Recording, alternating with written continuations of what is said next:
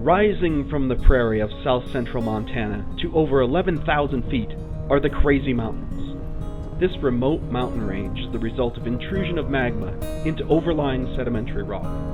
Over geologic time, the sedimentary rocks have eroded away, leaving the more resistant crystalline igneous and metamorphic rocks.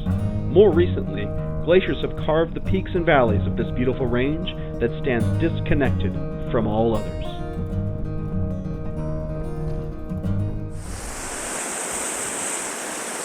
So just an absolutely beautiful spot here to look at some of the rocks that make up the Crazy Mountains. And what we can see here are igneous rocks. You can see the different minerals that have crystallized in the subsurface to make up the core of these mountains. So these beautiful igneous rocks are very resistant to erosion. But also, there's multiple intrusions in this area, and also these intrusions were coming into sedimentary rocks. So next to my hammer here, you can see a contact between the intrusive rock here and the other rock here, and we can follow that contact along. And what's really interesting is that when you look at that rock that's below it, you can see that it's much finer grained. It does not have all those different crystals in it. And so not only were there multiple intrusions in this area of different igneous rock types, but it also intruded the sediments and baked them, metamorphosed them. It's called contact metamorphism. And so it makes them also very resistant to erosion. And that's why we have the creek running along this rather than cutting all the way down through it. Beautiful spot for sure.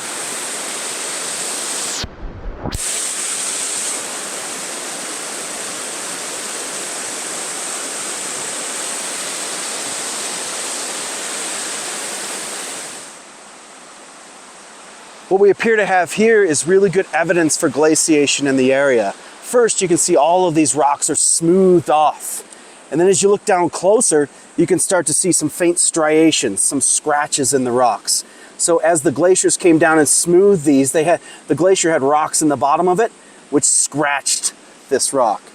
And as we look here on the other side of the trail, you can see again we have the smooth rocks at our feet, but then we look up and we can see the jagged peaks where the glaciers carved them out during the last glaciation. And we have Big Timber Creek here rushing down, and it's melting the last remnants of that once great ice sheet that shaped this landscape.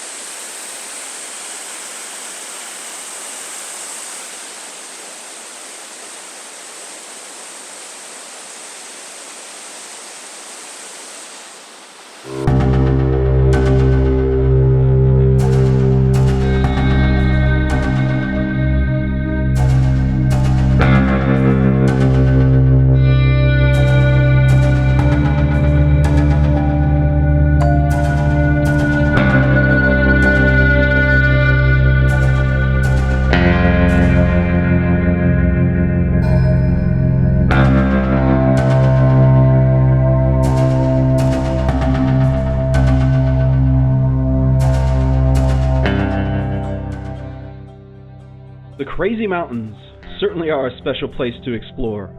While there are a few small glaciers left on the highest peaks, evidence of past ice is present everywhere in the landscape. As we fly up and above Big Timber Creek, look around for evidence of once expansive glaciers. You are looking for lower elevation smooth ridges that were under the ice, and jagged peaks that towered above. You can also spot glacially sculpted valleys shaped like a U rather than the steep V of a river-carved landscape. The Crazy Mountains have an obscured and mystical human history, but when you look around, the geology is in your face bold.